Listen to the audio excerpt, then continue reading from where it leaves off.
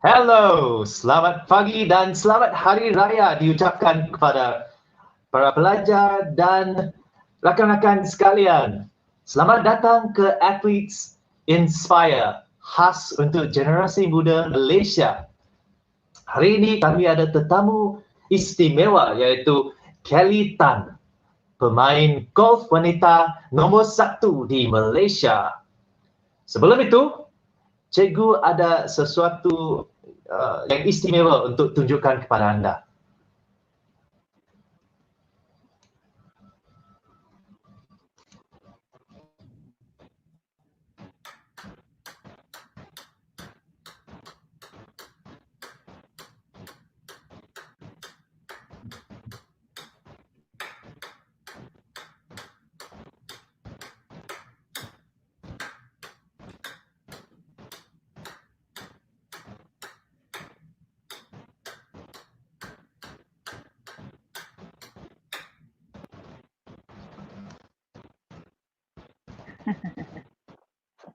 Wow, betapa hebatnya Kelly Tan ni, gila skill dia.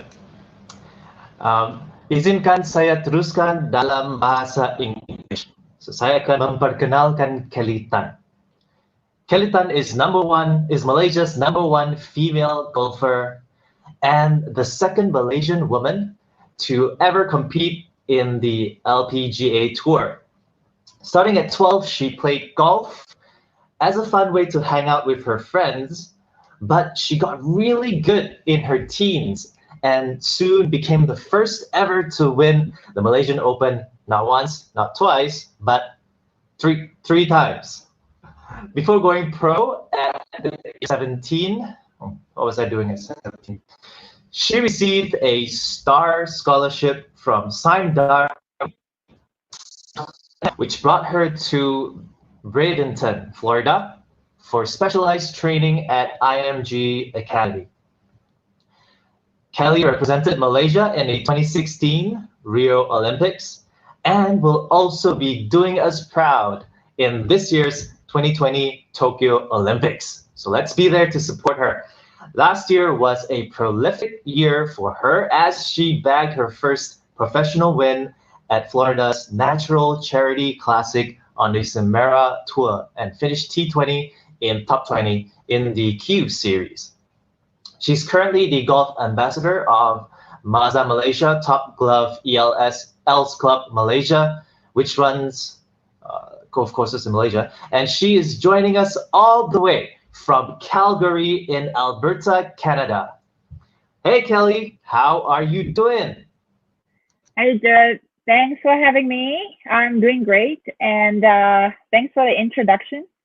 And I'm excited to be here. Awesome. So I'm very curious about where you are now, Calgary in Canada. So where are you now, and what are you doing there? Right now I'm in Calgary, Alberta. Well, back in March 10th, the player on the LPGA Tour got a letter from our commissioner saying that, our tournaments back then in Phoenix were going to be canceled. So I wasn't sure how long this COVID-19 thing was going to last. So I didn't decide to go home to Malaysia. So I just come to Calgary, which is where I base myself. And I thought it's just really nice and close that, if, we do resume in 2 weeks, I can just fly there. And I don't have to worry about getting stuck anywhere, and it will be an easy flight. It's nice and cold over there right now? Well, it's spring, but Calgary is not known to have springs. But this week or last week, we had pretty nice weather. We actually got up in the low 20s, like 21, 22. I golfed today. It was, Celsius. I golfed today, and it was 14 and 12 at the end. So it got a little bit nippy, but I got around in, so I'm happy. Okay, so you are a golfer, and everybody has heard about golf, right? But not everybody knows what it is. You're a pro golfer, and I'm a normal person in the world. And I know about golf, but I'm kind of clueless about what it is. So how would you explain your sport to someone like me, someone clueless like me? Right. Well, I'm pretty sure that people that doesn't know about golf, especially my generation, would classify it as a boring game, old people's game. It's slow and it's just boring, right? Like people my age would never grow up and be like, oh, I want to go to the golf course and try that one day. They might wake up and say, I want to try badminton and soccer and football, I guess we call it. So golf is a game that, yes, it is slow. Yes, most of the people plays are more older people that are retired because it does take a long time to play 18 holes. It should take between 3.5 to 4.5 hours. I love the game because golf teaches you a lot about life. You have to be patient. You have to have the integrity to play the game. You have to be very disciplined to work on it to get better. You have to have the passion, obviously, to play the game. And it's a game that it's not like soccer or badminton where, if you win, you get 1 point. It's a game that you try to say if the hole is par 4, that's if you take 4 shots and put it in the hole, that's par. If you make 5 on a par 4, that's a bogey. If you make 6, that's a double bogey. And I'm sure many people have heard of birdies, which is when you make 1 less than what the holes are set out for you to do, which is really, really good if you can make birdies. And yeah, I think that's a very general questions about, answer about what golf is. But if you have more questions, I'll be willing to, answer. If not, I think I would talk forever. Yeah. So okay. So golf, you compete with other golfers, right? And then so that's when people get it wrong. So when you play like badminton, you're always competing against the other person. But golf, you're always competing against yourself and the golf course. So golf, I can go out today and shoot the lights out, and it was my best round ever, and I may not win because someone did better than me. You know what I mean? Like it's not like if you swim and within that 50 meters and you did like, I don't know, 6 seconds, you're gonna win. There's not a set limit for golf. So you literally go out there every day and try to play your best, because sometimes the weather can be bad, sometimes the weather can be good, people struggle and whatnot, right? So I wouldn't tell the people that have never golfed that golf is a game that you're playing against somebody. You're always playing against yourself and the golf course. Yeah, it kind of makes sense because the golf course, even though it's the same golf course, the weather might be different, the winds might be different. So you're actually, you're right, you're playing against nature and the design of the course. Yep. Yeah, thanks for that. That's a lot of the amateurs struggles with, I guess. They always go out and try to beat their buddies, which never works. I imagine that's what I would do if I were to golf today. Right. So this interview is mainly for the young generation of Malaysia, the students especially. So I'm sure they're very curious. Like right now, you're at the peak of your career, or you have way more. Hopefully not yet.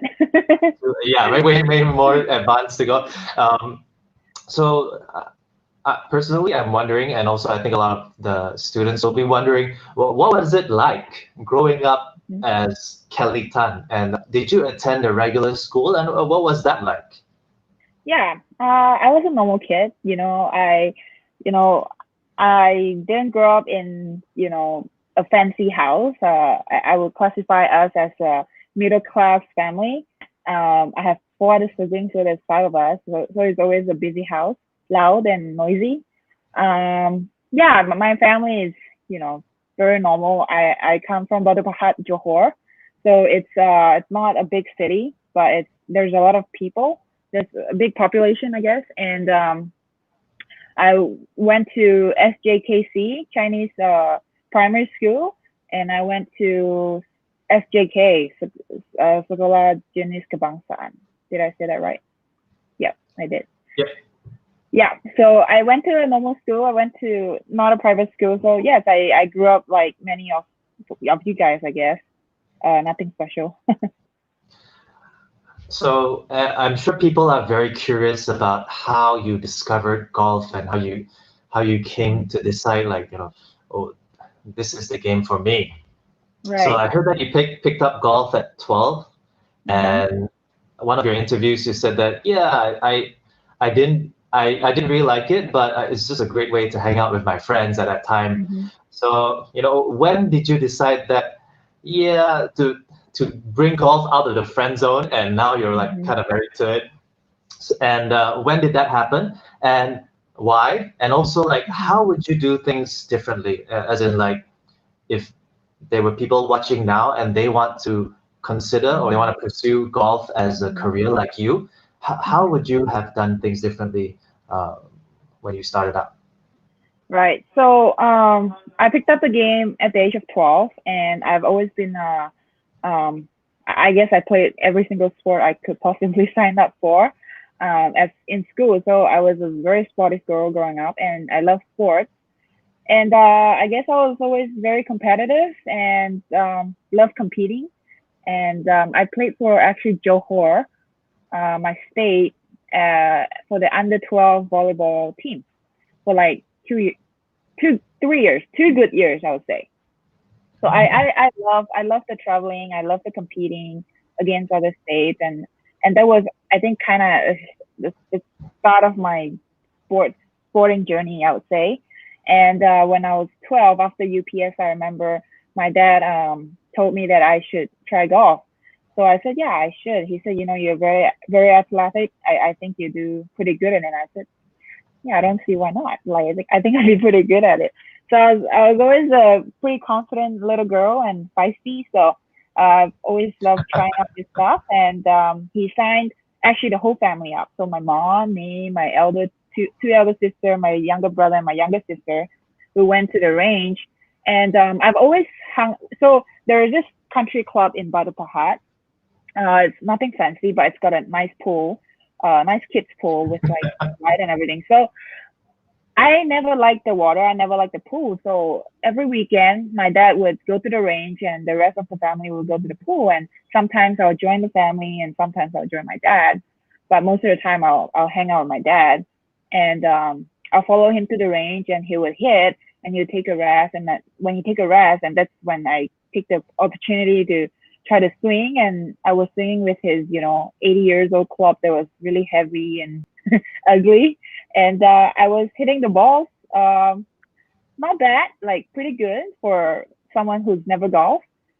And so he told me that maybe you should like get some lesson, whatever. So my dad did taught me about the fundamental stuff of the game, and how to grip and how to take a stance and how to make sure your posture is right. So I got all those fundamentals good, I guess, good enough to start.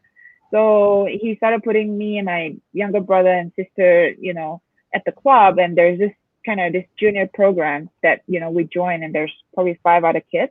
So there were probably good 8 to 10 at that time. I don't remember exactly that. We will hang out every weekend, and from there it kind of increases to like after school. If I go to morning school, I get to go at like 3:34 and hang out till like dinner time, and my dad would come pick us up, and that was really fun. I've always had a lot of interest in sport, and I was always pretty good at my sport, so I always got the chance to kind of skip my classes. So I wasn't the best example. I didn't love school. Okay, I wasn't stupid or I wasn't lazy. I always did my work, but I was for sure not the top A students in my class. I was known for her sports, so I've always been that way, and I'm okay with it. I wish I could do really well in both, but unfortunately, I didn't.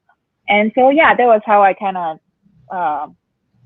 uh, took golf up. And by the age of 14, I started. Well, I guess 13 and stuff. I competed, and Malaysian Ladies Golf Association scouted me at this Sport Excel golf junior event that I shot. I think I shot like 77, which is like really good for young kid, I guess, at that time. And I played really well, and I remember the president called my mom and said, we want your daughter to come to KL to train with the national team, and we'll see where she's at and stuff. So I remember, packing stuff up and left home and go to KL and train for a month. And we stayed in the I think at that time it was YMCA, and there were probably 20 of us, and it was fun. And I got to learn a lot more about golf and practice with way better players that are like best in the country, obviously. And we got to do what athletes do, like, nutritionist, mental coach, and, fitness, and eat well, sleep well, and all that kind of stuff, which was really fun. And from there, they started sending me overseas to compete in like Thailand and, Singapore and Indonesia and stuff like that. And it was really fun for me. I really, really enjoyed it. And I was on the national team for 6 years. I've won 3 Malaysian Open. I've won several state open championship in Malaysia. And I got to play in a lot of the big events for amateur, like World Amateur, stuff like that. So I had a pretty good amateur career. And by the age of 20, so like Jared was saying, I got a scholarship when I was 17 to go to the US to go to attend the IMG Academy. So I did that, and it was eye-opening because America is always the place that I wanted to go, because that's where the LPGA Tour is. So I've always knew I wanted to be a professional golfer. I would say probably at the age of 15 or 16 is when I was really certain, because I watched a lot of golf growing up, and I was like, oh, that would be so cool if I can be one of them. But it was kind of like a dream. Can I interrupt you for a minute? Yeah. I'm very curious. Like you said that a scouter from Malaysian Ladies Golf Association. Yeah, from the Malaysian Ladies Golfers Association scouted you. Mm-hmm. So how can do you have any idea like how can the young people who want to be scouted, or what can they do to get themselves discovered like you did? Yeah, I guess you have to compete. So if you compete, like Malaysia, there's only probably 3 junior tours like around Malaysia. So one's Sport XL, another one is the My Futures Junior Tour, and the other one is maybe there's only 2. And then there's one like the interstate one, that like MSFJ, MSFM, stuff like that. Like those. They're always watching and scouting new players. So if you do well and they scouted you, and that's awesome. Obviously, you have to compete for them to see that you're doing that. Yeah, that kind of makes sense. I wasn't aware that there were so many tournaments for golf at the junior level in Malaysia. Okay, and another thing that you said that made me think twice about inviting you to this interview. Yeah. You said that you didn't like school, and you were not very good at school, and people basically had you at school because you're good at sport. So maybe we should end this interview right now. Just Okay. kidding. No, you can just. I can continue the story. I've told it a gazillion times, so I can hit the repeat button. And earlier, like in our first conversation together, I remember you mentioned your struggles with English. And listening to you right now, we can't really tell. You sound just like a native speaker, and your English is tip top.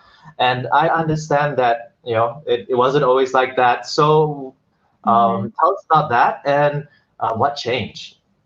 Yeah. Well, I think golf was definitely the main reason why I'm speaking English right now, because I grew up in the Mandarin speaking household that English was never near, like even now my family don't speak English. But when I was 12, I couldn't speak a word. I did the normal stuff that you learn in school, but I definitely couldn't have a conversation without thinking for a long time to reply. So when I was 14, I think that's when everything changes, when I had to come to KL to train, and most of the girls were multiracial, and some speaks that, and some speaks Mandarin, some speaks only Malay, some speaks English, and English was the one that could connect everybody. So I found it really hard, obviously at first, because I sometimes I can understand like a couple words of the whole sentence. Sometimes I understood the whole thing. Sometimes I don't even understand the whole conversation. I just knock my head, and it was really hard. And I honestly found it embarrassing because I was the only one that couldn't communicate. And I love people and I love like chatting and I want to meet new people and I want to know about their lives. So it was hard because I couldn't do that part of me, communicating with my new friends. So, you know, it was hard in the beginning. And if you would ask some of my friends, they would say, yeah, she was pretty bad. Like some Chinese kid that don't speak Mandarin, I speak Malay to them. Just imagine how awkward that is. It's like I'm speaking Malay to you right now. So it was awkward. It was embarrassing for the first couple years, but I don't know. I think it's my personality. I never found it embarrassing or shy. I'm not that kind of personality. So I'm like, you know what? Like if I keep talking to them and if I keep putting myself in this environment, I'm gonna have to force myself to learn. So obviously, like, you know, I was in the environment the whole time, and you know, as we get, you know, longer, I learned a little more words, and I started to say a little more things, and I started to talk more and ask more questions, and I got better eventually. I wasn't perfect right away. I would say something, and my friends like, "No, that's totally wrong grammar. Like you can't say that." And I was like, "Okay, I I guess." really I guess.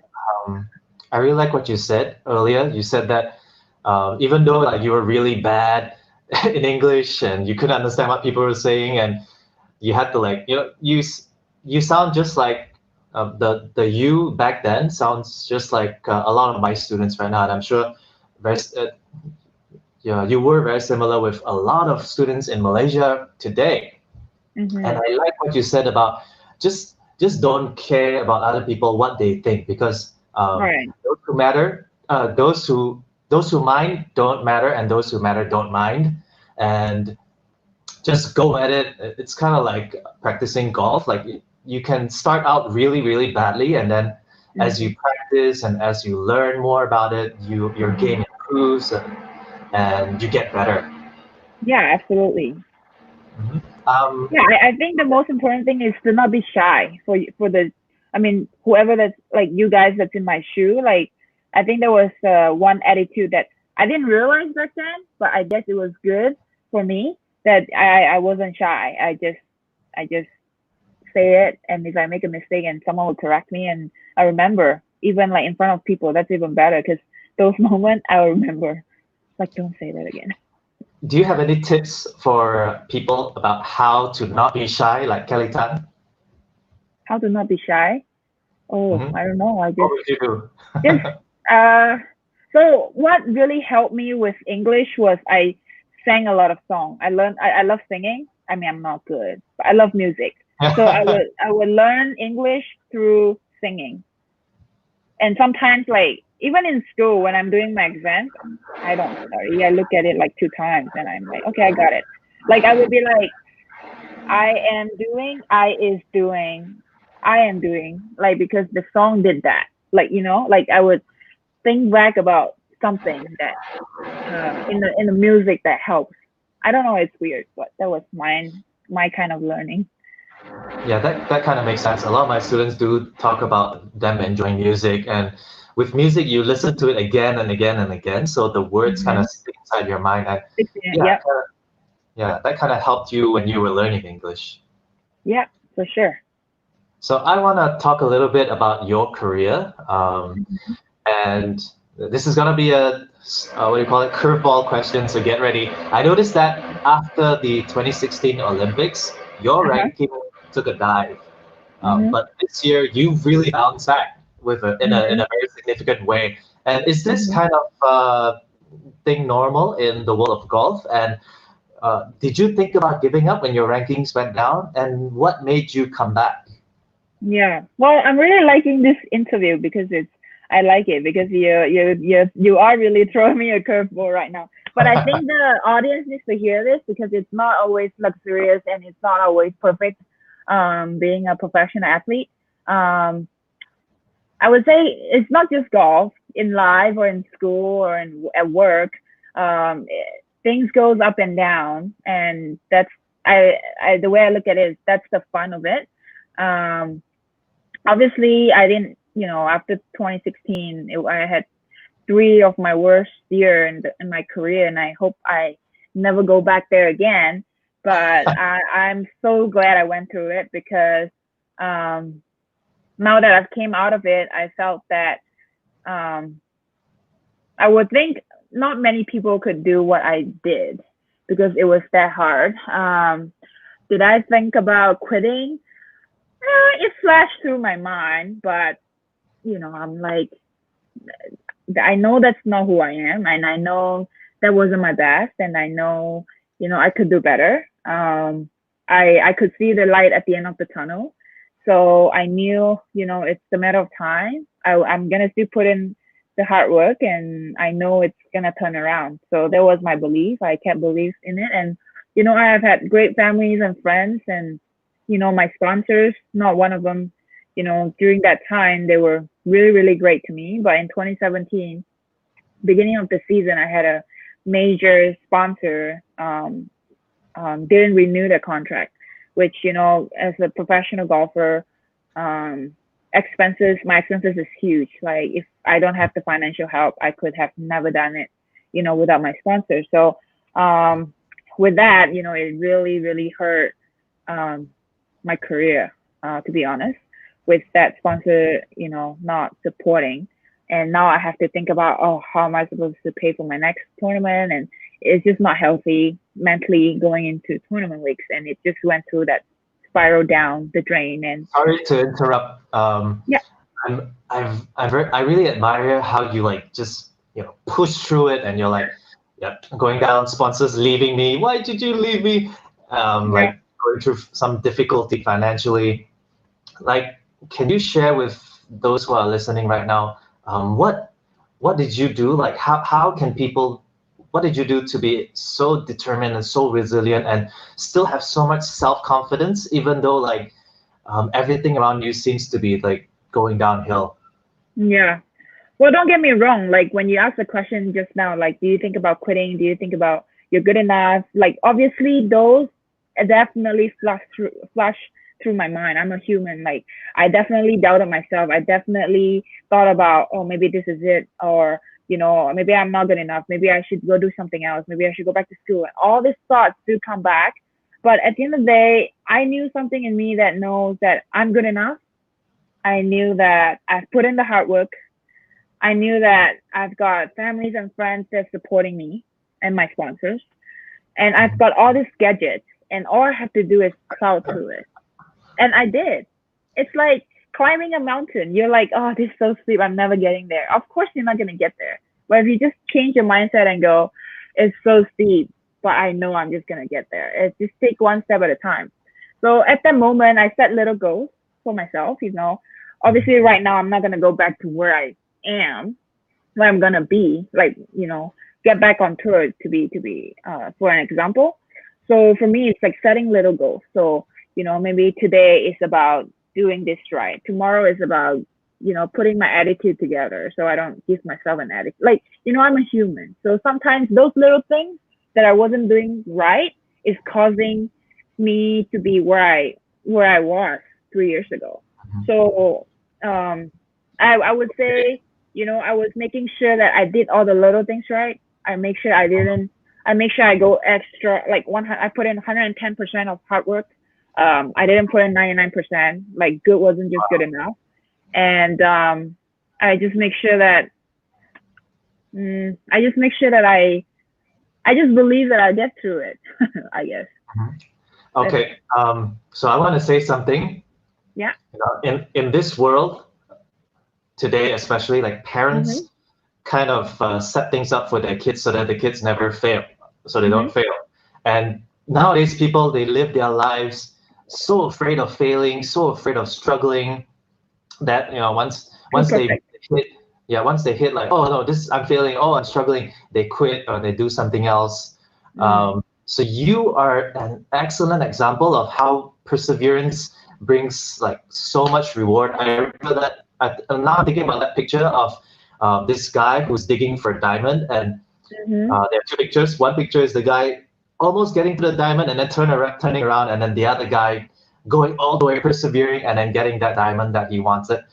So a lot of students will struggle, especially in their studies or if they are pursuing sports, they will struggle and they will face a lot of failures. But you know, like just like you, they can fail for a while, they can struggle for a while. But right now, last year and this year, you really bounced back in a big way. Right. Well, like they say, right? No pain, no gain. Well, this is another kind of pain, but So sorry, go ahead. Sorry, there's a question from an audience member. Okay. Okay, so greetings from Michelle. She says, a question for Kelly. What's your plan for the future, in the near future as well as in the long term? Ooh, good question. So as of now, playing professionally, I would love a win. On the LPGA Tour, I guess I've won as a professional, but I would love to be the first Malaysian to win on the LPGA Tour. I think that would be huge. And hopefully with that, I can inspire a lot of juniors and young kids to play golf in Malaysia. And I think that would be really great. And in the future, I don't know. I think I'll definitely stay in the golf industry. My dream is to have a Kelly Tan Golf Academy where I don't know. But that's probably quite a long time from now. But yeah, at least I do have a goal. Well, branching off from that, what can the people watching now do to support you as a pro golfer and support the causes that you are for? Well, they can follow golf, or if they, obviously, like I said, playing professional golf is really, really expensive, financially. So I'm always looking for financial help, and I don't know, they can reach out and probably if they want to do like a little sponsorship here and there, and I'd love to be a part of it, and hopefully with that I can help them in returns of in terms of helping them with, I don't know, golf, anything to do with golf, I guess, that I would love to help. Yeah, so if anybody watching now, if someone who has gone through a lot of hardship and still persevered for her sport and now is even better than before, you got to sponsor Kelly Tan. Thank you. All right. Next question. Where can people find out more about you? I have a large following on social media, so they can find me on Instagram at KellyTan33, or on Facebook I have a fan page called Kelly Tan LPGA. So they can follow me there for sure. We're coming to the end of the interview. Is there any last things that you want to say to everybody watching in from Malaysia and beyond? Well, you all can ask me questions and I'll love to answer your questions. And I don't know, you want me to finish my kind of halfway story there? Yeah, you can continue your story if you want. Okay. So I think I was, where was I? I think I was at 17 years old at IMG Golf Academy. So I came home at the age of, I guess, 18, and I played a couple more years on the Malaysian national team, and compete in, SEA Games and stuff like that, Asian Games. And when I was 20, I signed up for Q School, which is, I guess, a test or like a tournament that you sign up for in the US to get to the LPGA Tour. And back then there was 3 stages.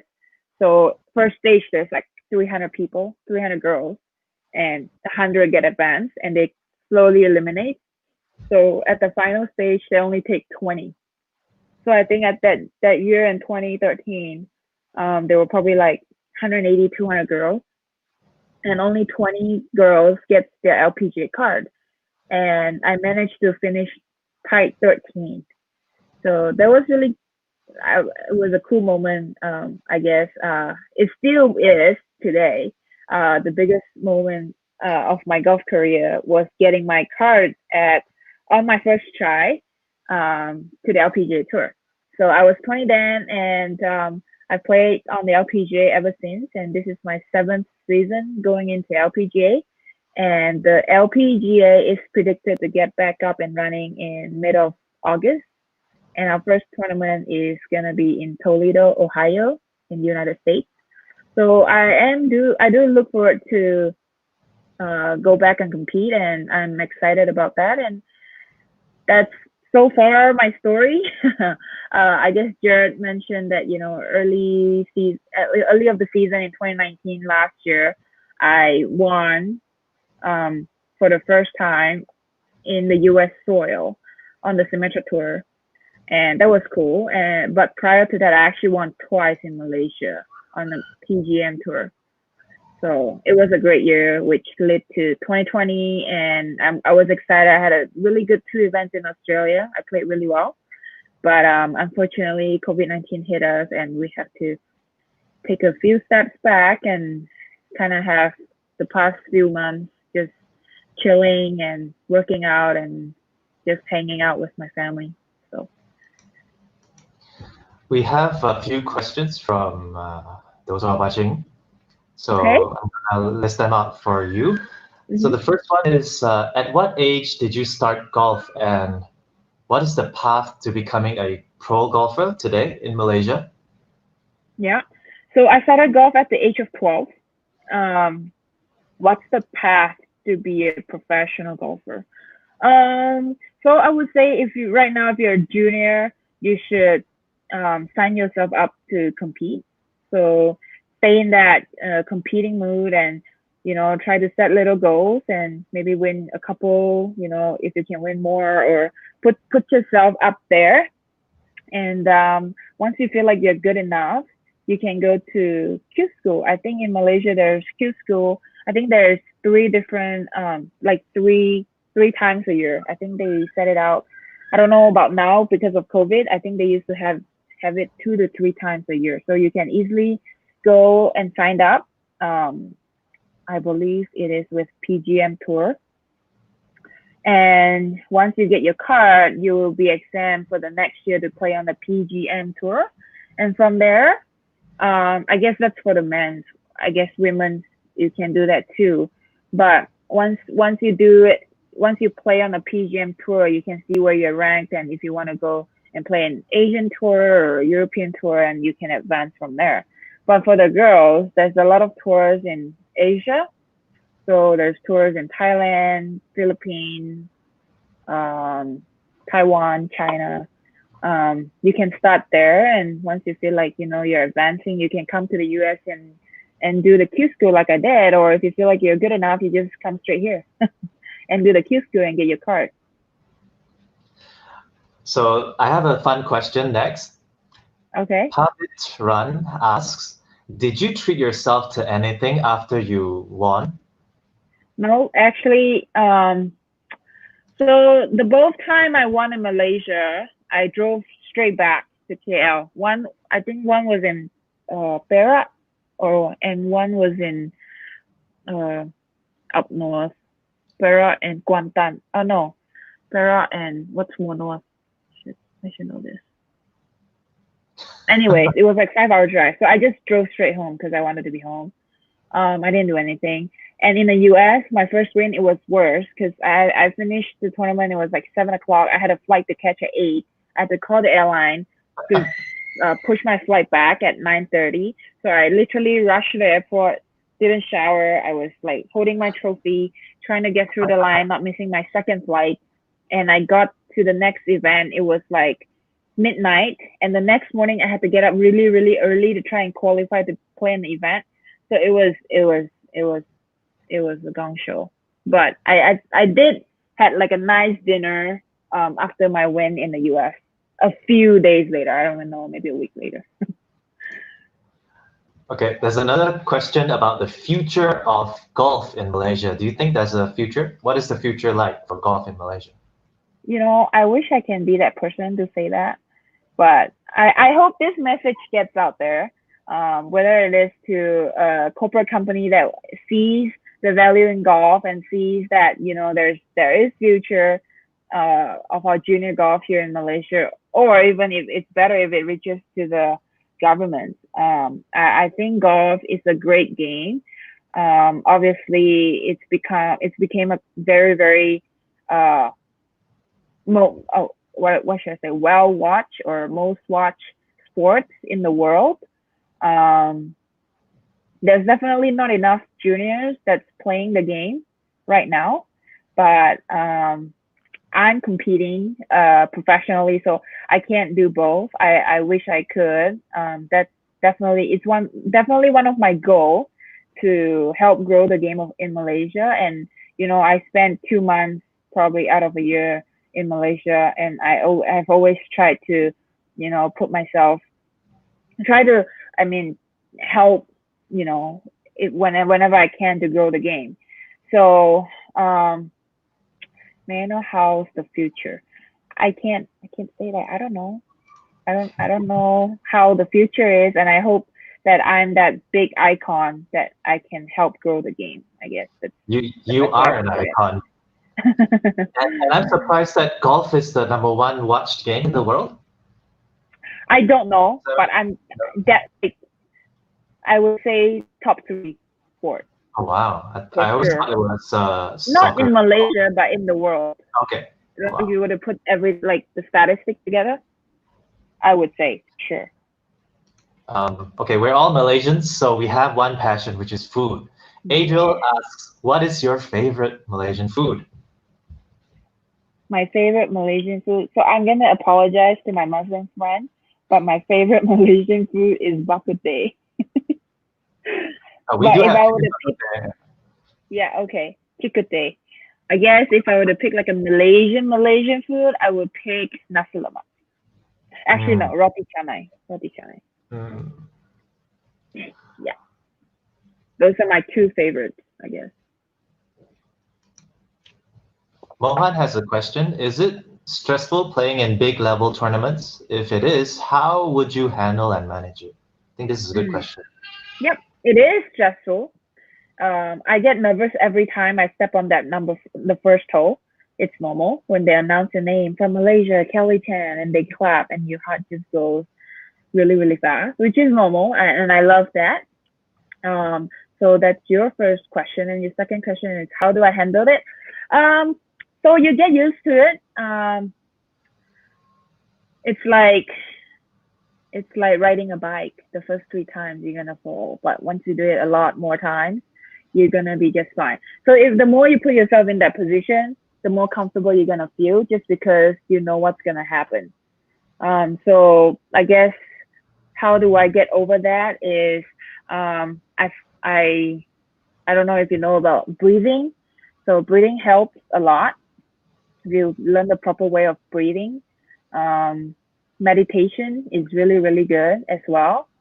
And I would always tell people that don't ignore the nervousness and don't ignore the stress, because you're human, you're not a robot. So those are going to come to you, and you just got to welcome them and be like, okay, I know this is how I'm supposed to feel, but I'll be fine. Just do your breathing. That's how I used to do it, or even I still do it, I guess. There's a person that's asking about how Zach is asking, how do you usually practice, and does it consist of changing course? I think this is useful for people who want to pick up golf professionally. Yeah. So how do I usually practice? So in golf, I guess outside of golf, I work out.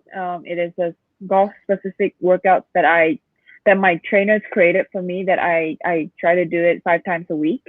It's about an hour anyway. So that's what I do outside of golf. But golf, there's long game, there's short game, so you got to kind of balance it out. But, I'm sure if you're a golfer, you definitely heard that most people have told you that you have to be really good at your short game, which is very, very true, because that's your recovery. So when you get in trouble, your short game bails you out.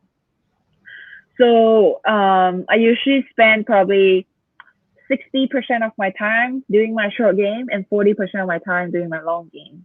And obviously, me and my coach will work on certain things and whether it's ball striking or what, like swing position or anything technically that I'll work on with him. And short game is just you have to practice a lot. I can't really put it in words on how to over the camera. I hope that I will be able to show you one day on what kind of drills. Like if you were to follow me on Instagram, I do post stuff every day about what I'm doing and if I'm working on something, or what are the drills that I'm trying to do to help me get better. So, and another thing is I would try to always tell people to play more often, because the more you play, the more you put yourself in that position, and the more you get to practice those shots in the competition mode. So that will really help. And his last question is, does it consist of changing the course or something? So he's meaning like course management, or so different courses is different. Yeah, I think it means like, do you need to like play in, let's say, Calgary today, and then tomorrow you play in somewhere else? Yeah, it's very different playing, like for say like in Canada and in Malaysia. So Malaysia is very, very close to sea level, so it's more humid, and where we are at, because we're on a equator, so weather plays a big part in golf. So in Canada, they're above sea level, and so it's the air is drier, so the ball flies further. So there's stuff like that you need to know, I guess. So as a professional golfer, I do a couple rounds of practice, like a practice round, so I know how far my ball fly, and I kind of adapt to the situation. Or if I were to fly to London tomorrow, and it's raining and blowing sideways, and just the weather changes a lot of it, and then the course, I guess you have to do your practice round to map out what you're supposed to do.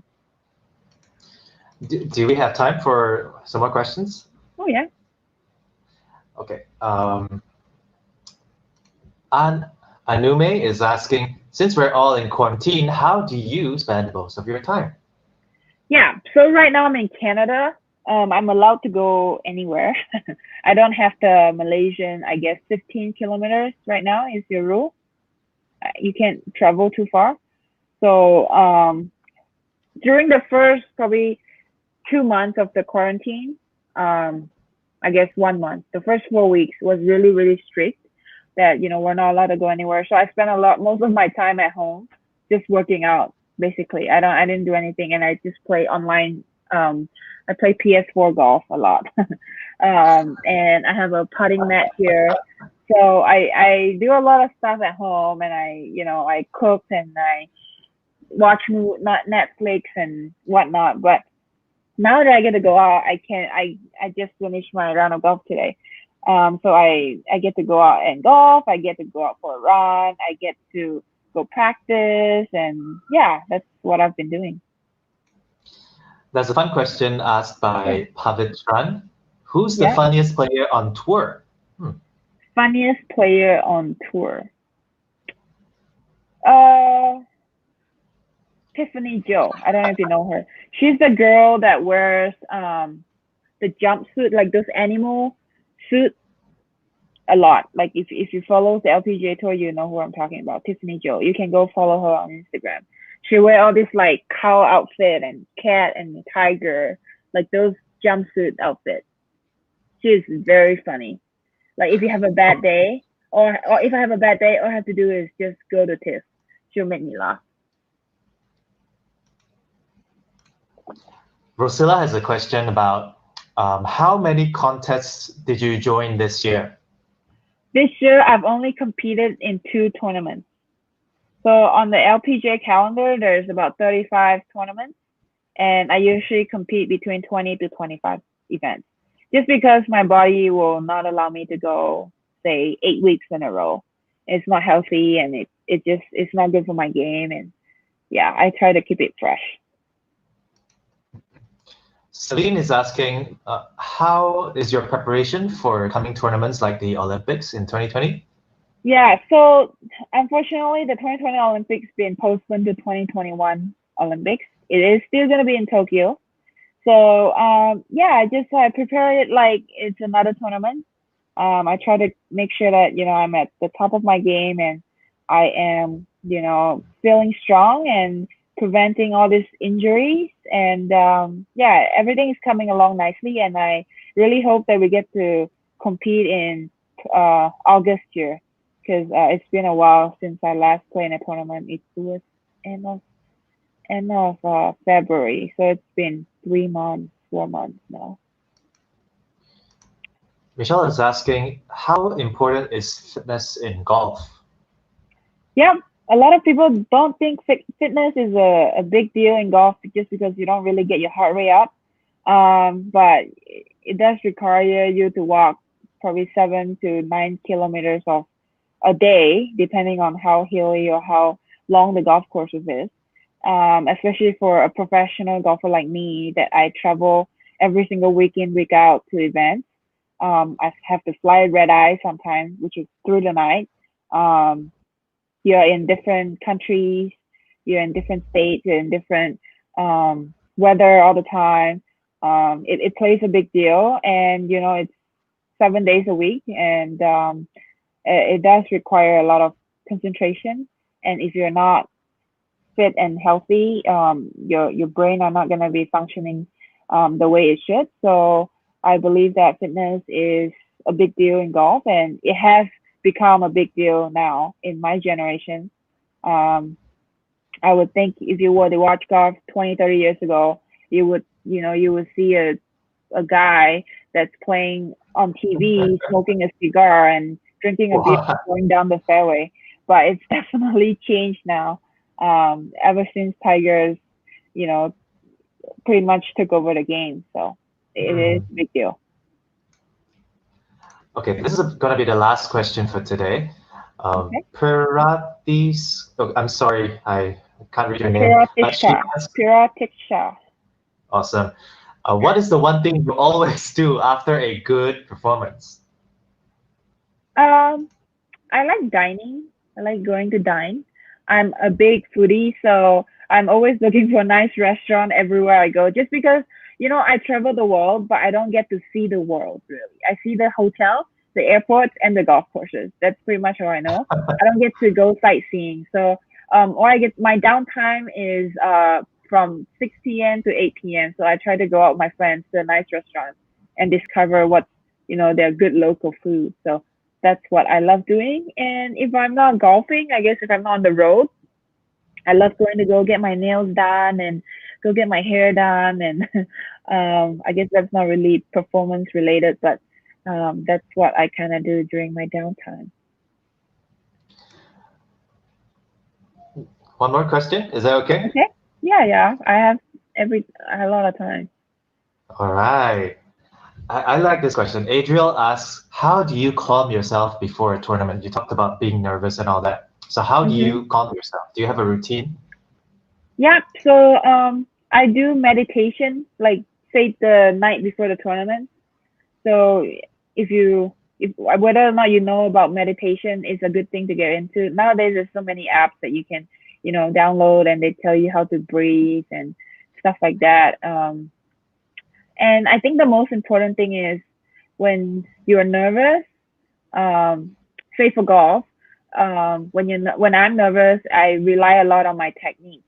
So you have to practice hard to really make sure those techniques are in place when you're really relying on them. And that's what I kind of do. Like say on the first tee, when I get nervous, like I said, every time I step on that first tee. And so what I go back to is, what did I work on with my coach? What am I supposed to do? So you go one step at a time. So that's what I do during tournament, and before tournament I do meditation. Another good question from Adrian says, if you could start all over again, what would you do differently?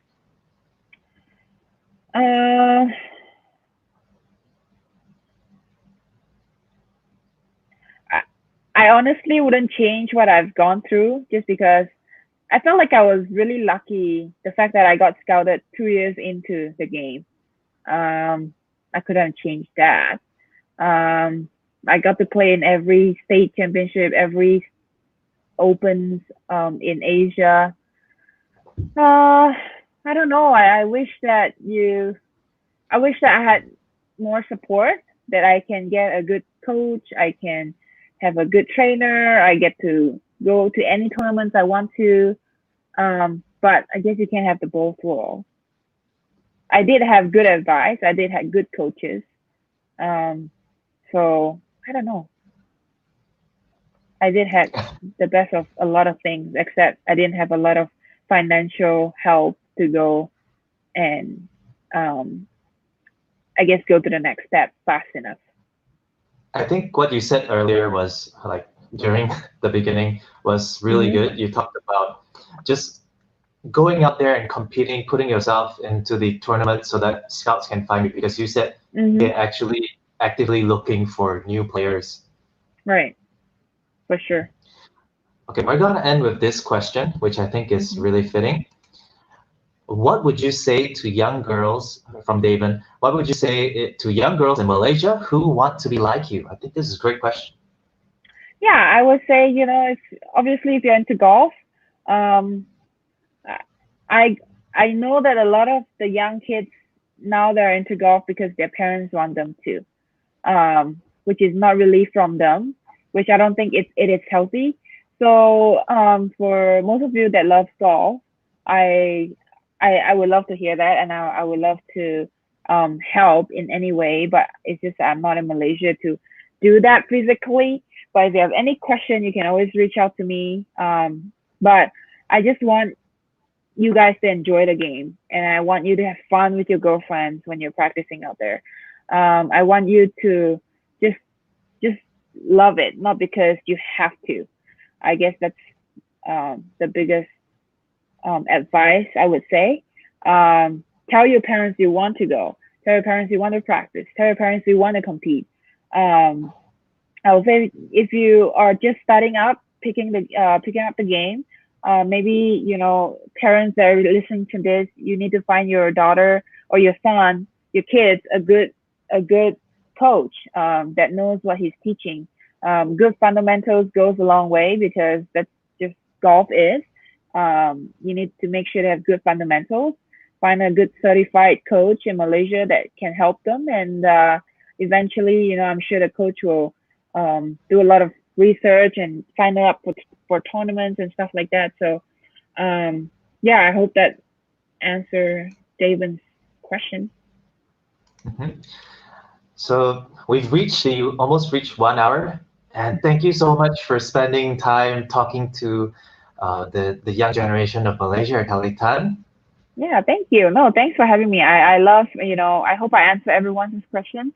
If you didn't get to chat with me right now and you're watching this when we're playing back, you can always reach out to me on Instagram at KellyTan33 or on Facebook, Kelly Tan LPGA. Kelly Tan LPGA. That's right. That's wonderful. And all of those are linked in the description of this video. So you can, if you're lazy to type it out, you can just click over there. So thank you so much, Kelly. I wish you all the best, and I hope that you make us proud on the golf course and off the golf course as well. Yeah, thanks, Jared. Selamat Hari Raya Malaysia, I should say. See ya, Kelly. Bye. See ya. Itu dia rakan-rakan Kelly Tan, the #1 female golfer in Malaysia. Be sure to follow her on Instagram and Facebook. The link is in the description below. And if you are a sponsor or you're looking for an athlete to sponsor, look no further than Kelly Tan. Finally, I would like to thank all of you for joining us in the first session of Athletes Inspire. I want to wish everybody a Selamat Hari Raya, Maaf Zahir Batin, and to everyone in Malaysia as well. This coming weekend we have Hari Gawai. So selamat nginto Hari Gawai Dayak, gayu guru gerai nyamai lantang, senang nuan menua. Bye everybody. Thanks for tuning in, and thank you so much for your questions. See you in the next interview for Athletes Inspire. How do I stop this?